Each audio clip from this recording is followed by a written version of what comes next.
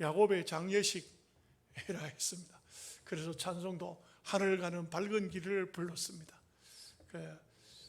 우리가 이 땅에 살다가 한 번은 생을 버리게 되겠죠. 세상을 버리게 됩니다. 그런데 우리가 가야 할 곳이 어디입니까? 어느 곳입니까? 참 여러분들도 한번 봤으면 좋겠어요. 제가 수술실에 들어가서 한순간에 제 앞에 하라고 밝은 빛이 보일 때 정말 우리가 찬송을 부르면서 하늘 가는 밝은 길이, 또는 해보다 더 밝은 저 천국, 이런 찬송을 불렀는데, 실제로 그걸 보니까 정말 얼마나 밝은지, 그 밝으면 이런 빛도 지금 이거 못 쳐다봐요. 이거 지금 전등불도 쳐다보면 빛이 눈이 부셔서 안 돼요. 요 앞에도 바깥에 외등을 달아놨더라고요. 외등을 왜 이렇게 바깥으로 머리를 쳐들고 달아놨어요? 그냥 이렇게 밑으로만 내놔도 될 텐데, 내가 몇 번이나 얘기한다는 게 자꾸 잊어버리는데, 차를 몰고 오면 눈이 딱 비쳐요. 교회들 올라가는데 보면은.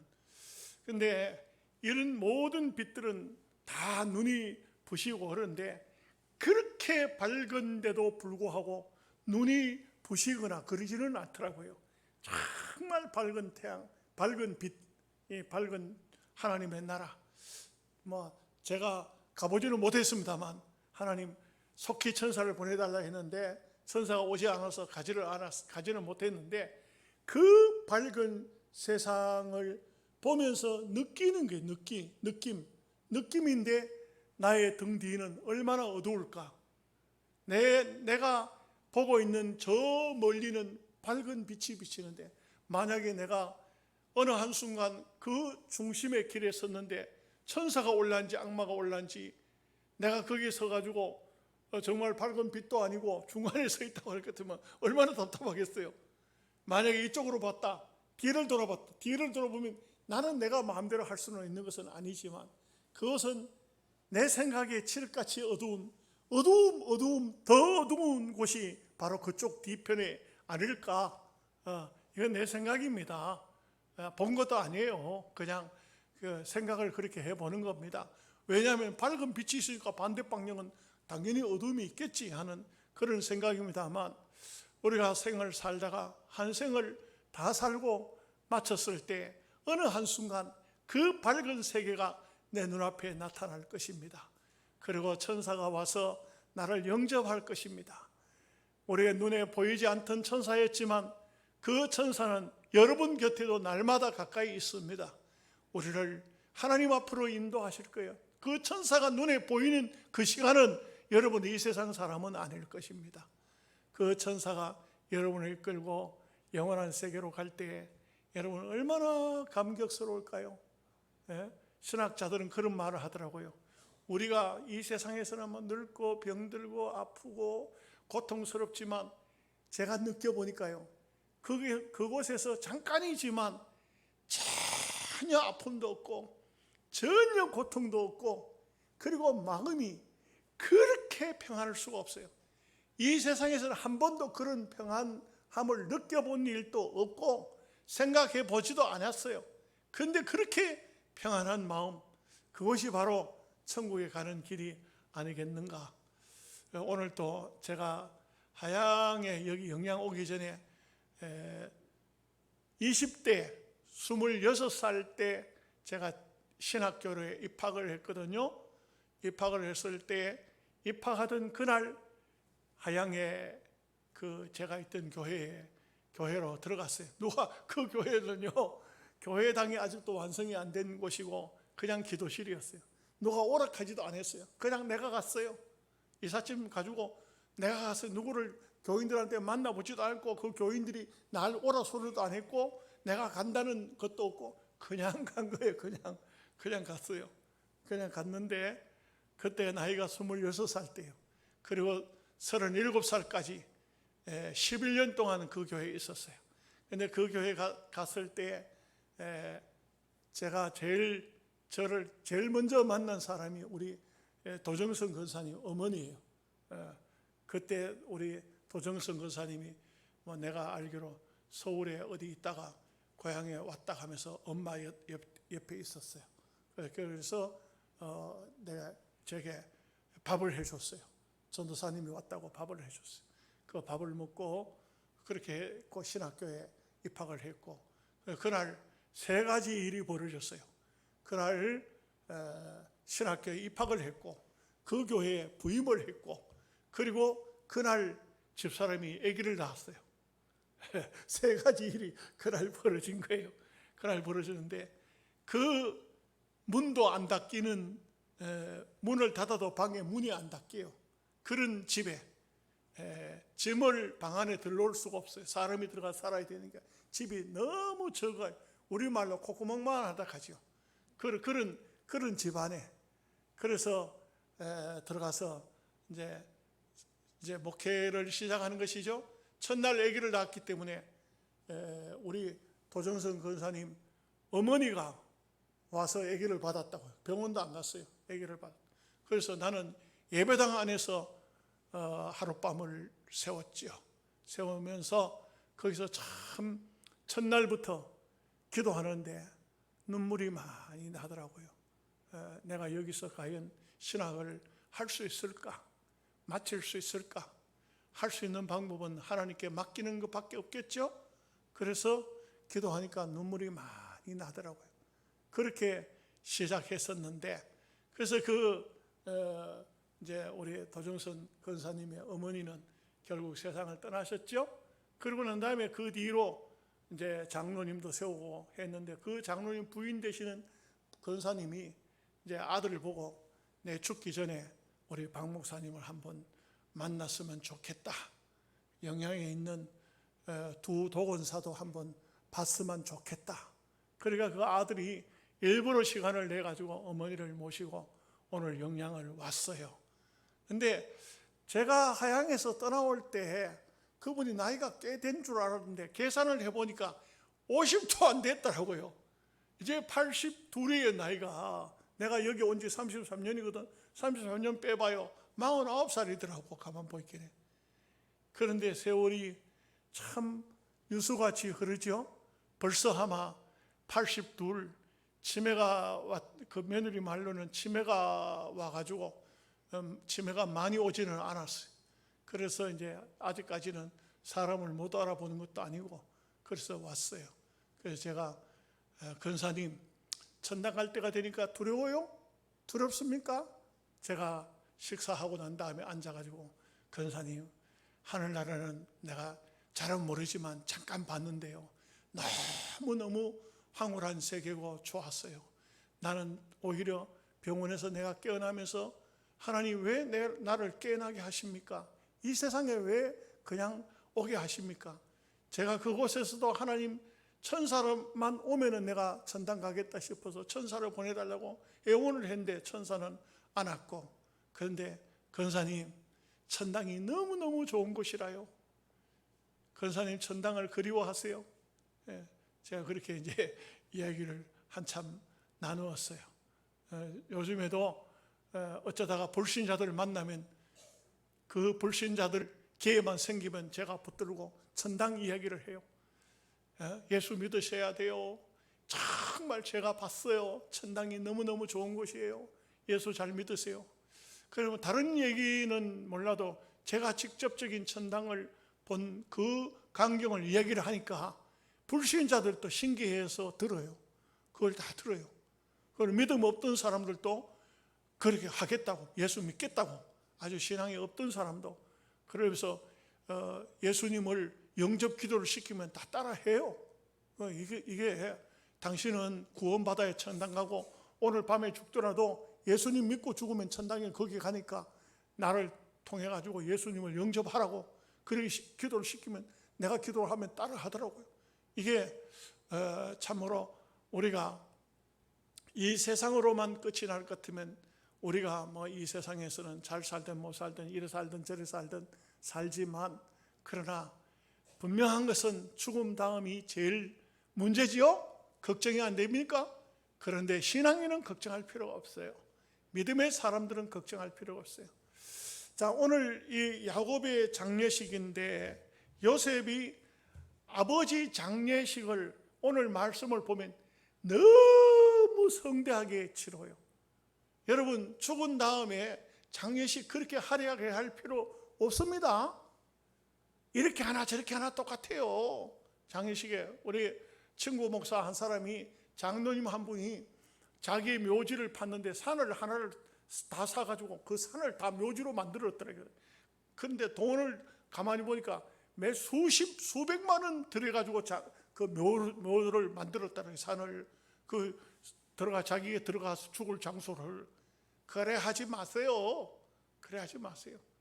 그런데 요셉이 이렇게 거창한 장례를 치룬 것은, 이것은 요셉이 결국은 이렇게 아버지를 장례를 치rum으로써 애굽 사람이나 히브리 백성들 그 형님들에게나 한 가지 주는 교훈이 있어요.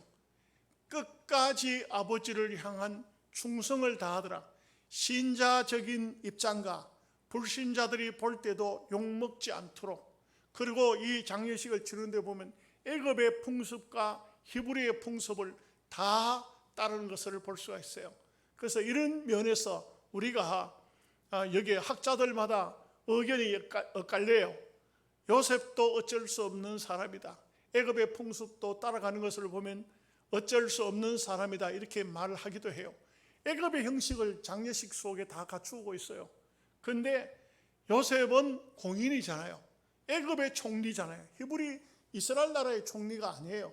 그러니까 애굽의 방법을 따라가기도 하면서 신앙적으로 저해가 되지 않으면은, 그러면 애굽인들의 그 어떤 장례 문화가 있잖아요. 장례 제도가 있잖아요. 그걸 그대로 다 따라가요.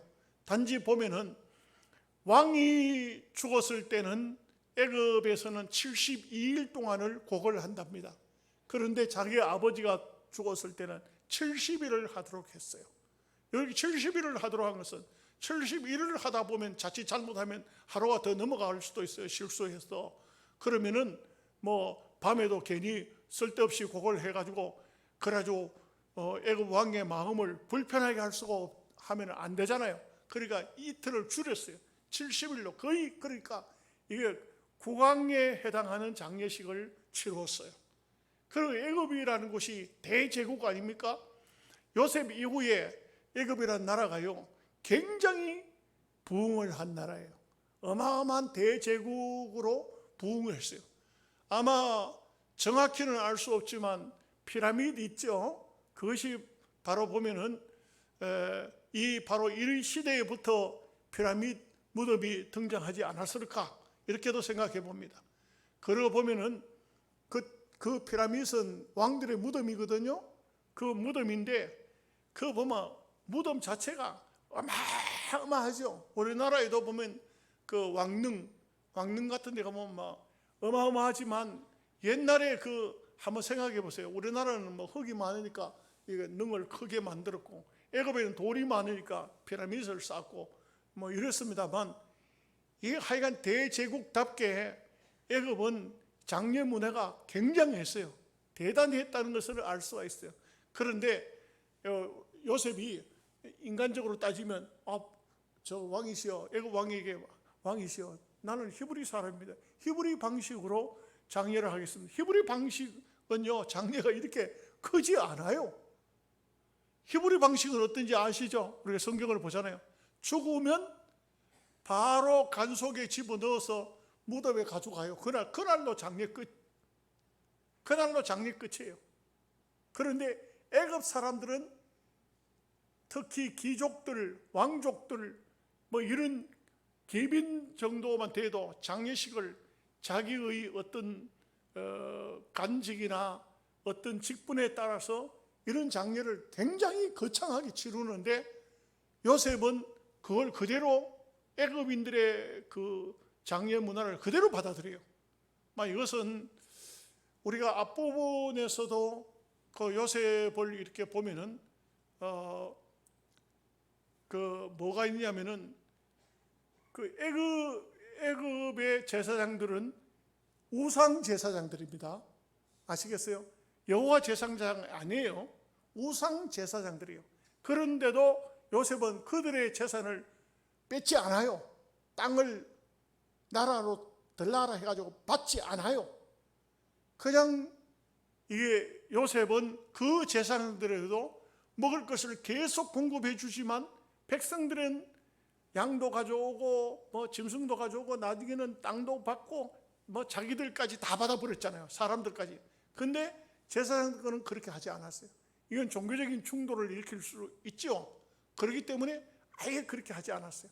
또 요셉은요, 바로 임금이 그 이방 제사장의 딸을 아내로 줘요.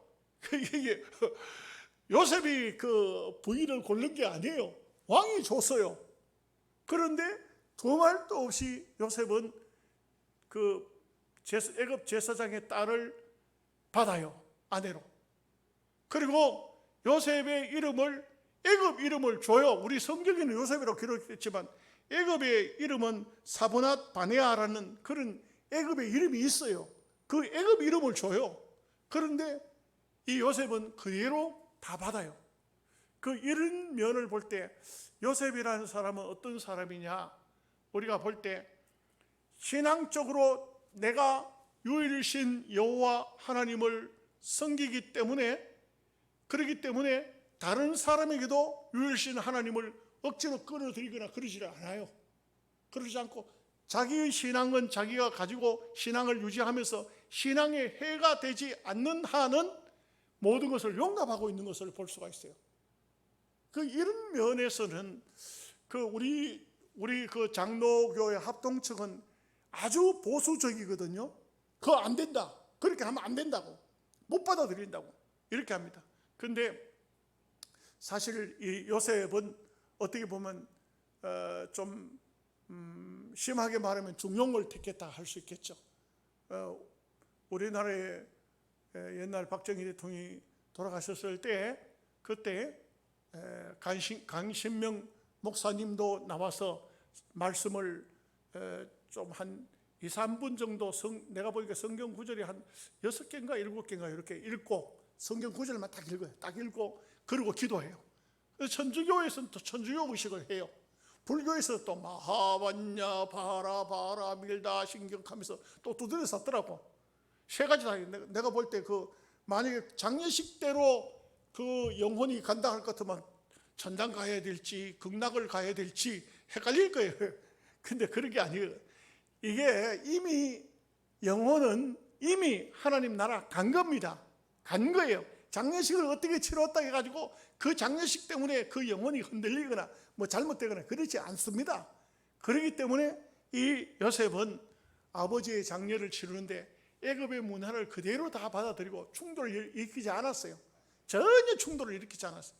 자기가 애굽의 총리가 되어 있으면서 임금이 기왕의 총리로 썼기 때문에 임금의 지시를 그대로 다 받아들였어요. 임금이 만약의 경우에 요셉아, 너는 여호와 하나님 버리고 애굽의 금송아지를 섬겨라 이렇게 했더라면 그 생명 걸고 요셉이 반대했을 거예요. 그래 할 수 없습니다 했지만, 그러나 임금도 잘 알아요. 너의 하나님, 네가 섬기는 하나님, 이 하나님에 대해서 이 바로 임금도 굉장히 인정을 해요. 인정을 하기 때문에 요셉은 종교적인 충돌도 일으키지 않고, 그리고 아버지 장례식을 잘 마무리 짓는 은혜롭게 치러내는 이런 면을 볼 수가 있습니다. 자, 이것을 이제 마음속에 두시고 말씀 한번 장례를 한번 치러 봅시다. 1절 말씀 한번 먼저 읽어보겠습니다. 같이 읽겠습니다. 요셉이 그의 아버지 얼굴에 굽으려 울며 입 맞추고. 아버지가 지금 살았습니까? 죽었습니까? 살았어요? 죽었어요? 아니, 그것도 생각 지금 꼭 가르쳐줘야 합니까? 지금 시신인데 거기에 입을 맞춥니다. 시체에. 자, 여러분의 아버지, 어머니 돌아가셨습니다. 그 입 맞출 수 있는 사람 손 들어보시죠. 쉽지 않은 얘기입니다. 쉽지 않은. 여기에 요셉이 쇼하려고 이렇게 했을까요? 아닙니다. 요셉은 아버지를 진심으로, 지금 돌아가셨지만, 소천하셨지만, 여러분 예수 믿는 사람들은요 사망했다 이런 말 하면 안 돼요. 사망이 뭐죠? 죽을 사자에다 망했다. 죽고 망했다. 그런 말은 예수 믿는 성도에게는 쓰면 안 돼요. 돌아가셨다. 어디로? 왔던 데로 돌아가셨다. 왔던 데가 어디입니까? 하나님 앞으로 가셨다. 하나님이 불렀다. 소천 하나님이 부르셨다. 그런데 사망했다. 망인이다. 이거는 예수 안 믿는 사람이 망한 거예요. 안 믿는 사람은 망인이 맞습니다. 망인 맞습니까? 망했지. 살았으면 그래도 덜할 텐데 죽으면 망한 겁니다. 사망했다. 망인이다. 이거는 불신자가 쓰는 거고 성도는 그렇지 않습니다. 물론 영혼은 이미 떠난 육체지만 그 시체지만 이 요셉은 아버지의 극진한 사랑을 받았던 사람이에요. 여러분 아십시오.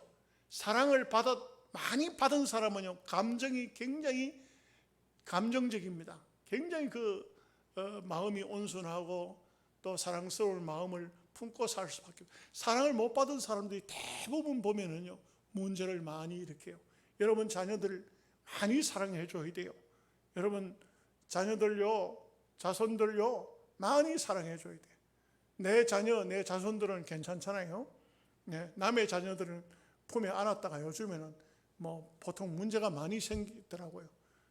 괜찮을 땐 괜찮은데 그만 나중에 누가 너도 나도 이렇게 하면 그러면 성희롱죄로 걸리기도 하고 이 문제가 상당히 심하게.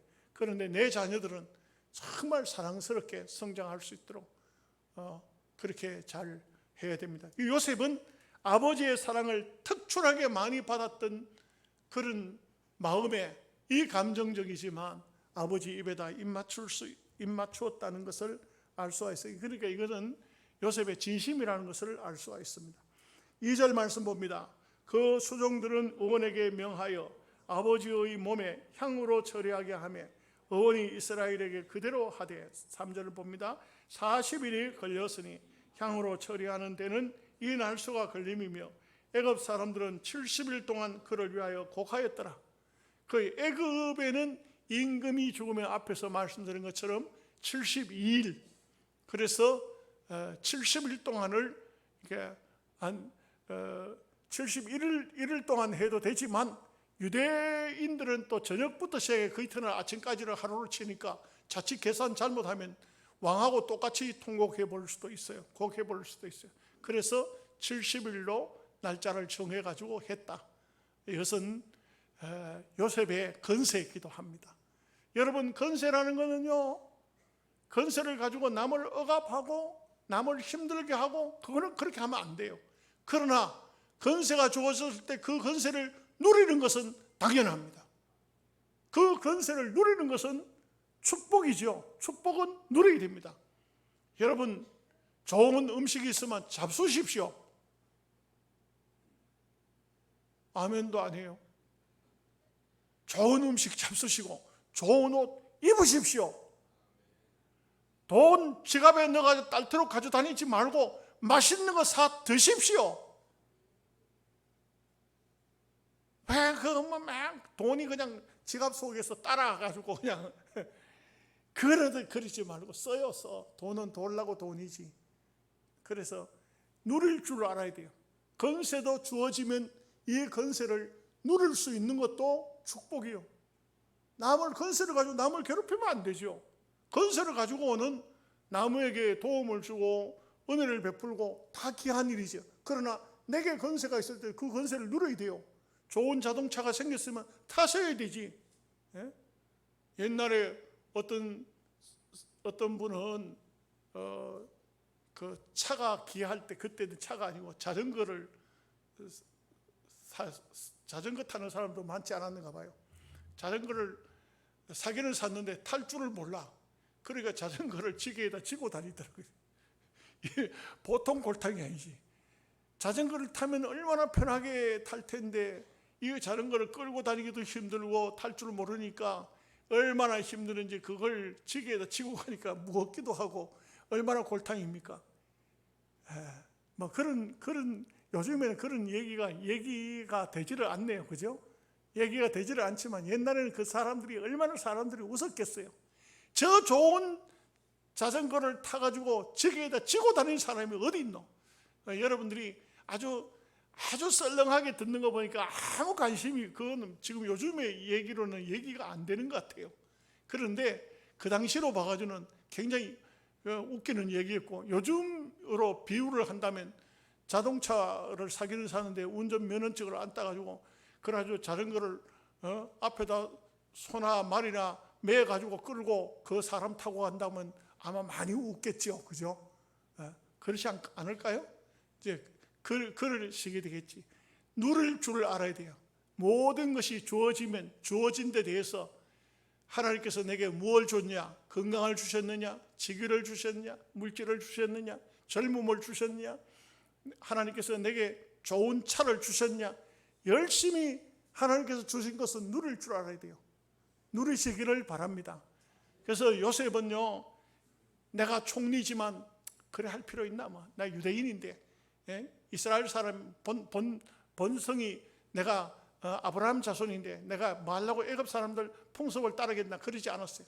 자기는 총리로서 당연히 이렇게 모든 것을 다, 그래서 곡하는 사람에게 70일 동안 곡을 하도록 하고, 향으로 아버지의 시신에 향품을 넣는데 40일 걸렸지만 그렇게 다 누린 거예요. 다 받은 거예요.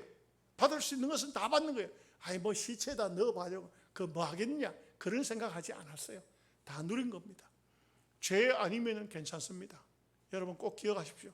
죄면 하지 마세요. 남에게 괴로움 주는 건 하지 마세요. 그러나 그렇지 않은 것은 다 누려도 됩니다. 걱정하지 마시고, 죄가 아니고 남에게 해를 안 주거든 얼마든지 편하게 즐겁게 기쁘게 그렇게 하셔야 됩니다.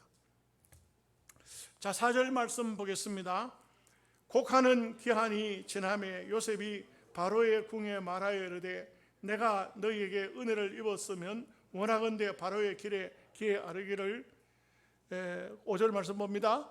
우리 아버지가 나로 맹세하게 하여 이르되 내가 죽거든 가나안 땅에 내가 파놓은 묘실에 나를 장사하라 하였나니 나로 올라가서 아버지를 장사하게 하소서.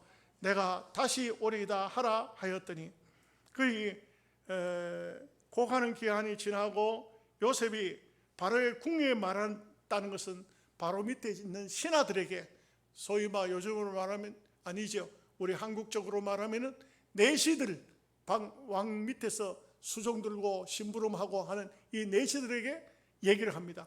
요셉은요, 가만히 살펴보면요, 자기가 애굽의 임금에게도 큰 은혜를 끼쳤고 애굽의 모든 백성들도 다 살렸고, 요셉이라는 인물은 대단한 인물인데도 한없이 겸손해요. 그리고 자기 위치를 정확히 지켜요. 아버지 지금 장례 치르는데, 지금 장례 나서 장례 치르는데 그걸 바로 임금에게 허락받을 일이 뭐가 있겠어요? 그런데 전혀 그렇지 않아요. 바로 밑에 있는 신하들을, 내시들을 한테 임금에게 부탁해달라. 왜냐하면 상주는 왕궁에 들어가지 못해요. 함부로 들어가면 안 돼요. 이게 애굽의 풍습도 마찬가지, 이스라엘 나라도 마찬가지예요. 그러니까 그 사람들에게 다 바로 임금에게 얘기해가지고 허락을 받아요. 이런 것을 보면은 요셉이 큰 권세자요, 능력자요, 소위 그 당시에 바로 임금 다음으로서 모든 것을 할 수 있는 권한이 있지만 자기 위에 바로가 있다는 것을 절대 잊지 않아요.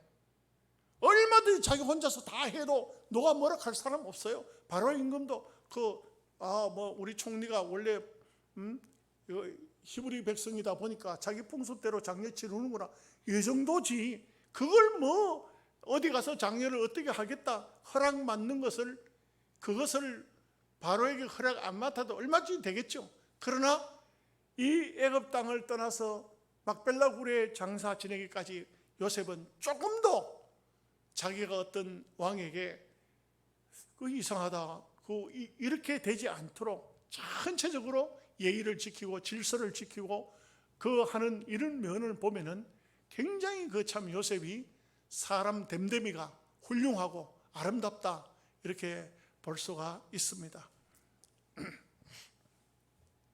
자, 6절 7절 말씀, 8절 6절 7절 말씀 보겠습니다. 바로가 이르되 그가 내게 시킨 맹세대로 올라가서 내 아버지를 장사하라. 요셉이 자기 아버지를 장사하러 올라가니 바로의 모든 신하와 바로 궁의 원로들과 애굽 땅의 모든 원로와, 계속 읽겠습니다. 요셉의 온 집과 그의 형제들과 그의 아버지의 집이 그와 함께 올라가고 그들의 어린아이들과 양떼와 소떼만 고센 땅에 남겼으며. 여기까지. 참 이 장례가 얼마나 거창했을까요? 저는 이 요셉을 보면서 느끼는 게 뭐냐면, 우리가 다니엘서를 보면요, 다니엘도 어릴 적부터, 아주 어릴 적부터 포로로 잡혀온 소년이에요.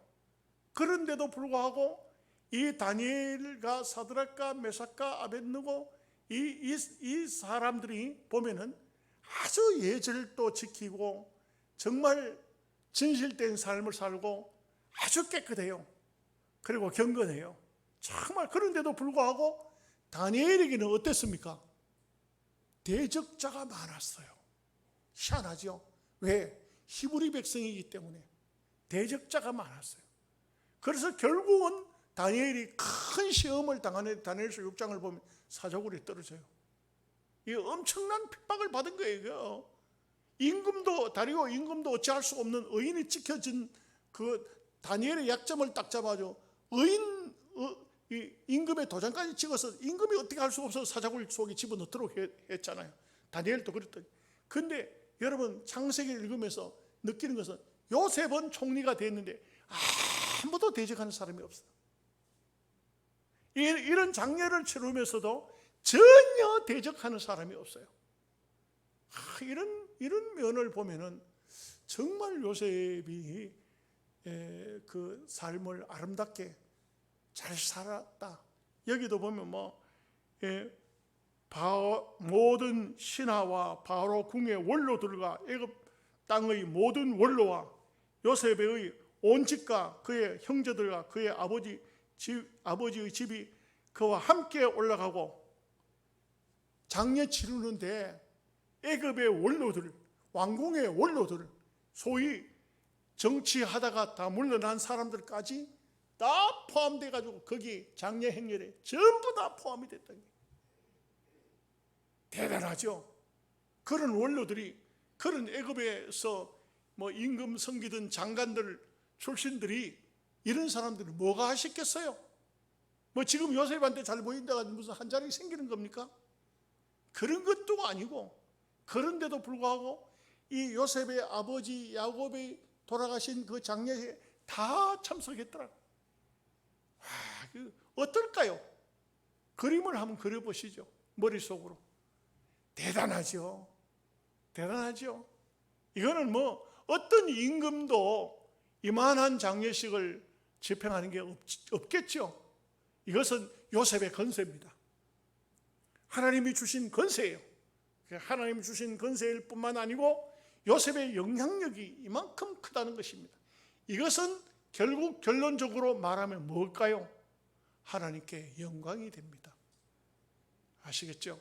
우리 예수 믿는 성도들이요, 잘 살아서, 정말 믿음으로 잘 살아서 우리 예수 믿는 성도들이요, 부모님을 섬기는 것이나 부모님의 장례식까지도 이렇게 멋지게 치르면요, 불신자들이 그 예수 믿는 사람이, 그분이 교회 장로라 하더니 대단하대 엄청난 참 그런 일이 벌어지죠. 저는 볼 때 우리 총회적으로 이번에 오정호 목사님 그 아버지가 그 목사님이신데 돌아가셨거든요. 와, 대단했습니다. 저는 못 갔어요. 저는 못 갔어요. 시골에서 서울까지 토요일 날 갔다가 오면 주일날 지장이 돼서 할 수 없어요. 주일날 우리 총회적으로 장례 예배가 있었어요. 그래 총회장이 집례하고 이렇게 하는데 저는 못 갔습니다. 솔직히 좀 미안하죠. 참 저하고 친하게 지내는데 미안해서 난 말도 못했어요. 인사도 한번 못했어요. 총회에서 만나기는 만나야 되는데 어떻게 만나야 될지 모르겠어요. 참 그럴 때가 이 시골을 사는 게 좀 많이 불편해요. 근데 하여간 대한민국 교회뿐만 아니고 한국 교계가 시끌벅적했어요. 오정호 목사님, 오정현 목사님. 나는 두 분이 줄 알았더니 또 집사들 둘도 더 있더만, 사형제더만, 사형제. 근데 아버지가 돌아가셨지만 그 사랑의 교회, 그 다음에 새로남 교회, 그 큰 교회들을 담임하는 목사님이니까 또 얼마나 영향력이 큰지. 그런 그 아버지가 시골교회 목사였지만 은퇴하고 이제 돌아가셨지만 그 영향력이 대단하죠. 모든 교단에 내노락한 사람도 다 왔어요. 우리 한국 기독교 역사에 그만큼 어떤 장례에 참여하는 사람이 지금까지 있었을까? 어째 보면 노인 목사님은, 아버지 목사님은 뭐 그냥 시골교회 목사님이었어요. 조그마한 시골교회 목사님이었어요. 오늘 야곱은 인간적으로 보면 애굽 땅에서 볼 때는 그냥 할아버지 한 분 죽은 거예요. 그런데 이 장례식이 얼마나 대단한 장례식이 된 겁니까? 자식 잘 둔 덕분에, 아들 잘 둔 덕분에.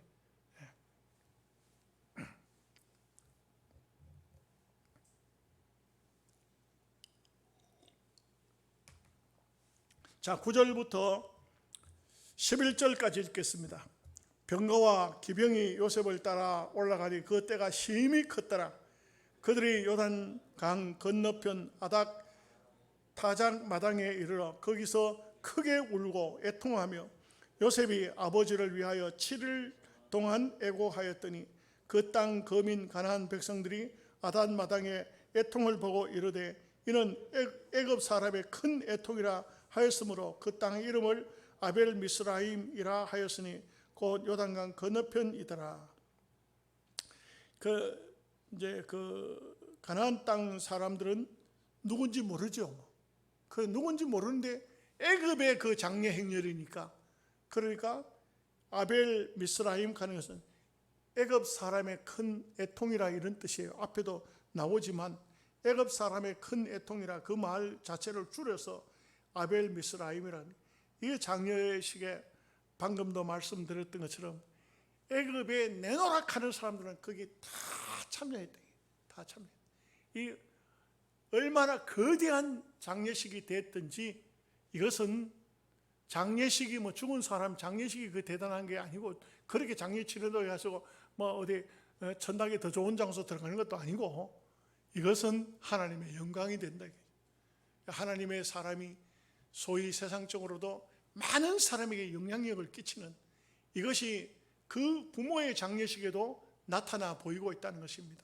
그래서 우리가 여러분 믿음으로 잘 살면요, 우리가 믿음으로 잘 살면 우리를 통해서 많은 사람에게 좋은 영향력이 나타나도록 되어 있습니다. 그래서 우리가 신앙적으로 잘 살아야 되겠죠. 12절에서 14절까지 봅니다. 야곱의 아들들이 아버지가 그들에게 명령한 대로 그를 위해 따라 행하여 그를 가나안 땅으로 메어다가 마므레 앞 막벨라 밭 굴에 장사하였으니 이는 아브라함이 해 족속 에브론에게 밭과 함께 사서 매장지를 삼은 곳이더라. 요셉이 아버지를 장사한 후에 자기 형제와 호상군과 함께 애굽으로 돌아왔더라. 결국은 장례를 잘 치르고 돌아왔다. 이제 다음 주 한 시간 더 말씀 전하면 이제 창세기가 끝이 납니다. 그래서 다음 성경을 뭘 배우면 좋을까? 구약 했으니까 신약으로 가야 되겠죠.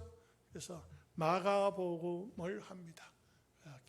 기도 많이 하시고 마가복음 복음서니까 많이 읽어 주시기 바랍니다. 기도합니다. 하나님 아버지,